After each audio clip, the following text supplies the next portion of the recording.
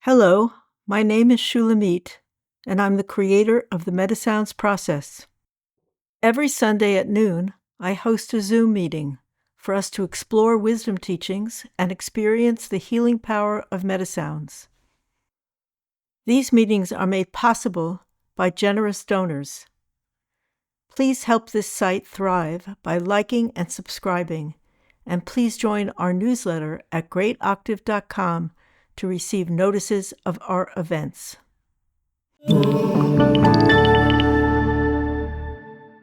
Good afternoon and welcome. So, the weather has turned here in the Northeast. It's fall for sure, quite cool. And I welcome this season. I always like this season. So, today I want to talk again about change. Now, we've all experienced change in our lives, sometimes dramatic, sometimes more ordinary. But if we take, for example, becoming an adolescent, becoming a woman, or becoming a man, leaving childhood behind and entering what in Western society we call the teenage years, which are often fraught and very difficult both for parents and for the youngsters. And that's all because it's a radical change. You're leaving childhood with its consciousness, with its understanding of how the world works, into a whole different level of consciousness. And of course, we're also inhabiting new bodies. So it's very, very stressful, very uncomfortable for most people.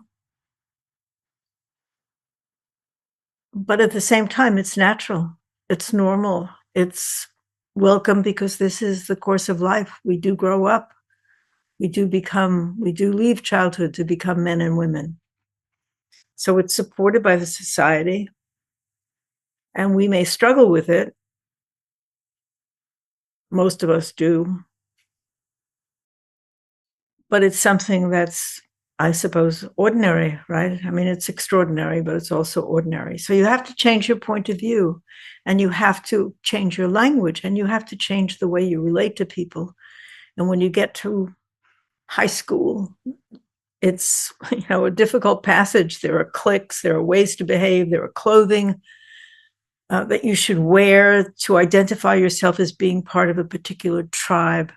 It's a very different level of consciousness than childhood, and it's a very different level of consciousness than adulthood.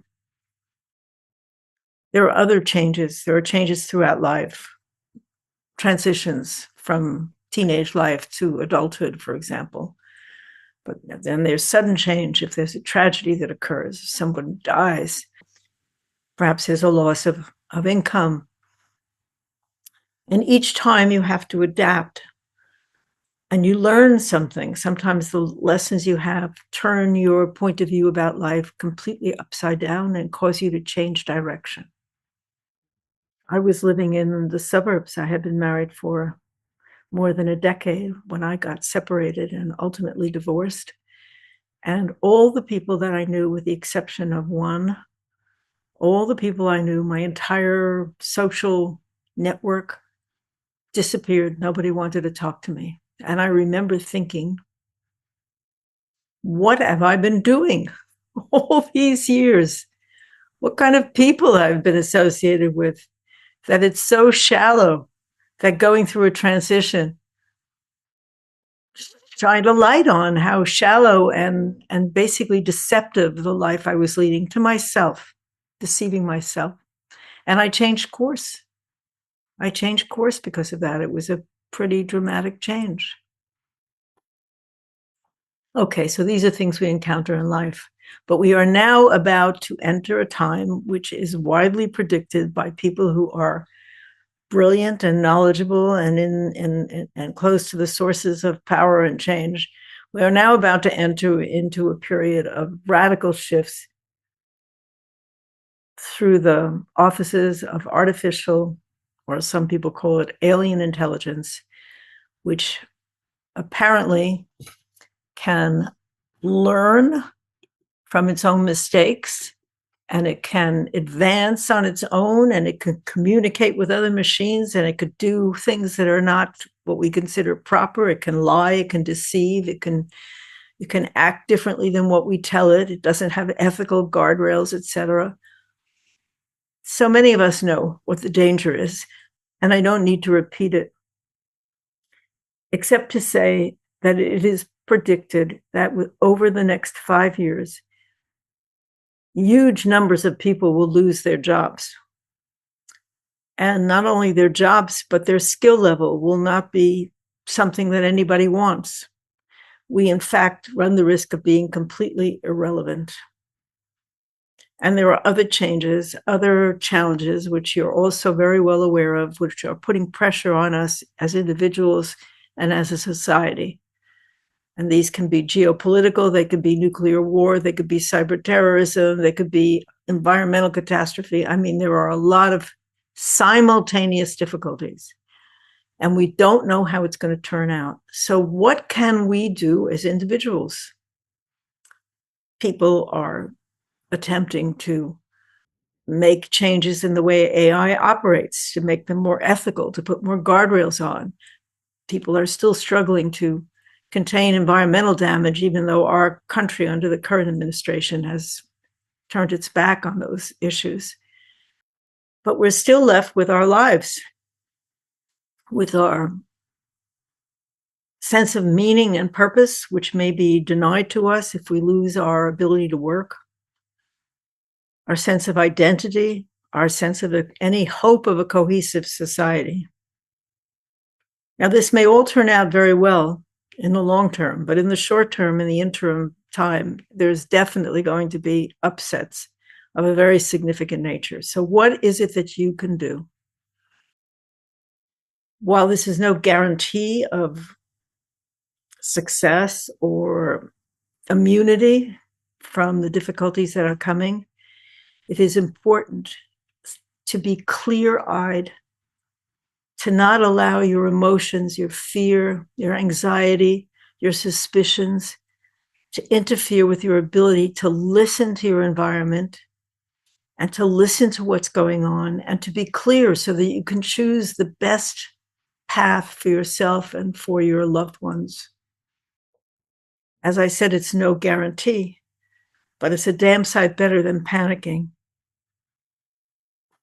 If you can get to a place where you can listen, if you can get to a place where you get to know what you really need, don't forget that we are constantly distracted by the noise in the environment. I mean, there's noise coming from all sectors. There's TV and social media and cable TV and podcasts and newspapers and influencers and a whole array of barrages of information, data, viewpoints, opinions that are coming at us all the time. There's no quiet in the environment, no time to reflect. Every single email I get from either political party has these horrible, bold headlines about the world ending if you don't vote for X or Y or Z. Everything is hyped. Everything is hyped. You can't even hear yourself think.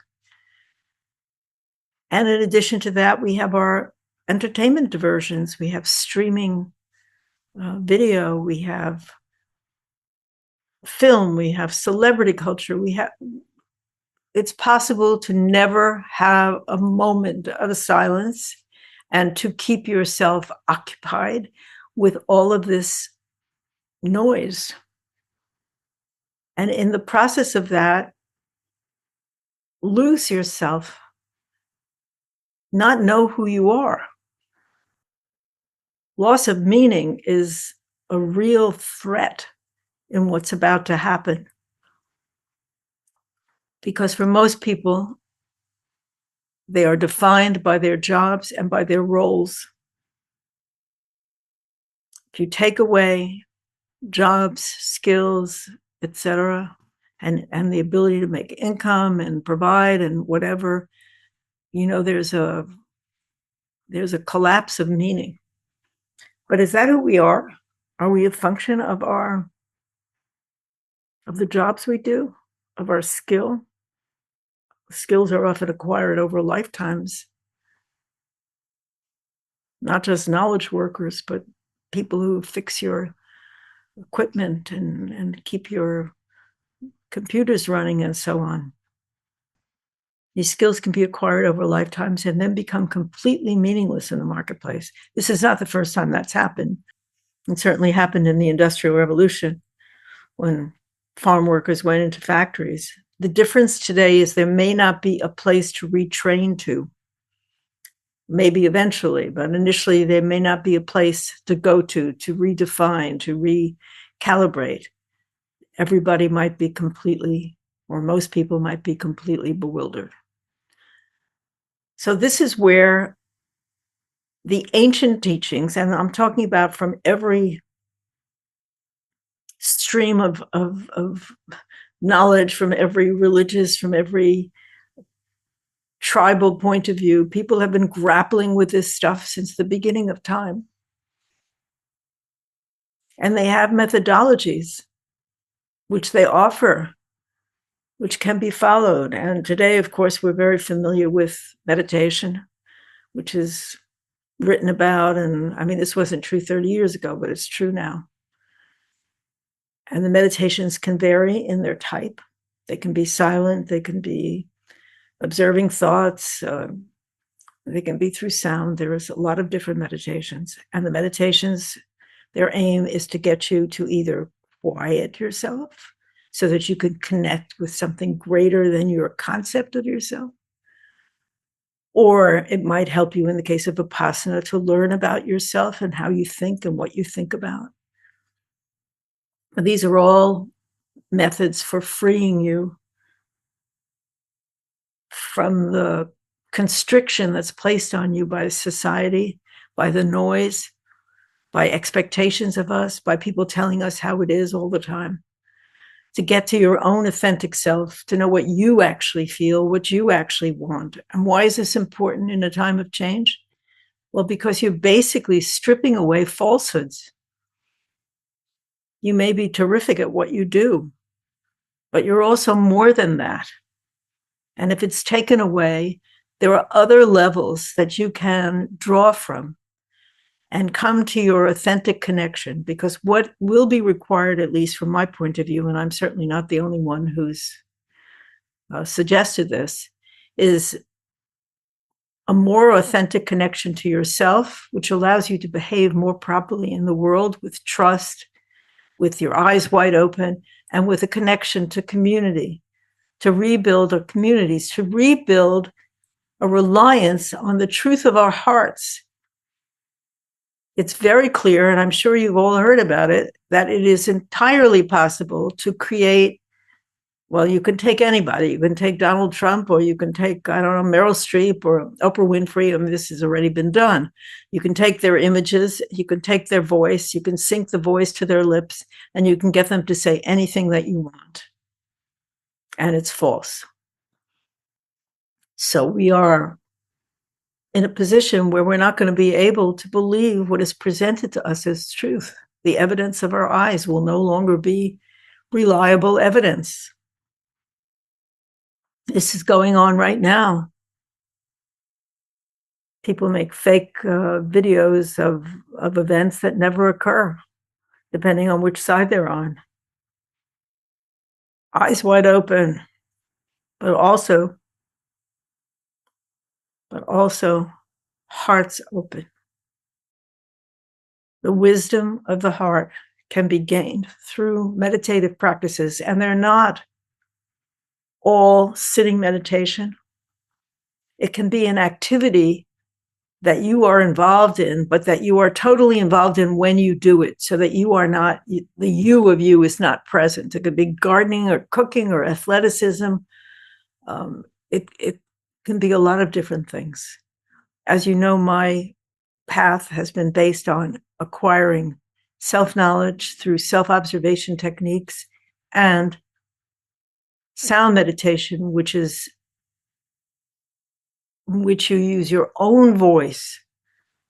So you're in charge to vocalize specific tones that are attached to various energy centers in your body and which educate your organs and quiet your mind for the time that you're doing it. If you keep these practices up over time, you get to know who you are. Not what other people tell you, and not fitting in and not going along to get along and all of this stuff, but really feeling a connection to a greater reality. There's something that's going on here that's more than we can comprehend. This is a massive change, a shift of consciousness, a shift of worlds.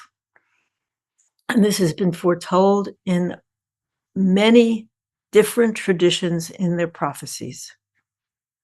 When people talk about the end times, this is what they mean. Not that the world is over, but that we're shifting into another relationship to reality. And we have to do our part because the world is getting distended and there's a lot of extremism.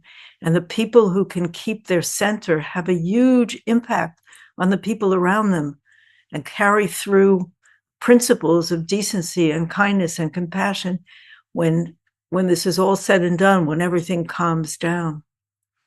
So again, this is not like a free pass that, you lose your job, you lose your income, and you get to know yourself, and that resolves all these issues. No, but it gives you a tool to be able to resolve your issues and the issues of people around you in a way that actually benefits you, benefits the ones you love, and benefits the society. This is the only thing we have going for us, our humanity, because the machines can do everything better, or so they say, than we can. Everything. And there's no question that it's, in many ways, terrific. I work with AI in organizing my work. It's terrific. It's supposedly going to be able to handle all kinds of diseases and give much better diagnosis and be able to tell you what to do. Everything much more efficient, much more widespread, reaching more and more poor people, even poor people with really good information. All that is also true. But this is a massive change, and that's not even to speak of the other threats. So a clear head, a clear mind, a calm being, knowing that you're part of something. I don't know why we're here at this time, but for some reason we've been born at this time to go through this and to help others, presumably at the same time. So self-knowledge and techniques, meditative technique that calms the mind. The beauty of sound meditation is that you don't have to sit and say, I've got to be quiet, I've got to be quiet, I've got to be quiet. Instead, it basically, the sounds, when directed correctly, can actually calm your mind and temporarily silence it. And in that, there's a restorative event that happens, a refreshing, an ability to know that you're connected, that you matter more than your individual life. And then you can feel that connection. You can call it God or nature or whatever you want to call it, but it's real. It's a connection to a greater reality and to a greater level of consciousness. So I wish you all well, and I'm going to sound now. And I'm asking you to sound along with me. You can either make the ah sound through the heart for compassion, or you can just let your voice, not words, carry you and follow. You don't have to follow me, but do it along with me. I'm dedicating these sounds to courage that we all need for these times.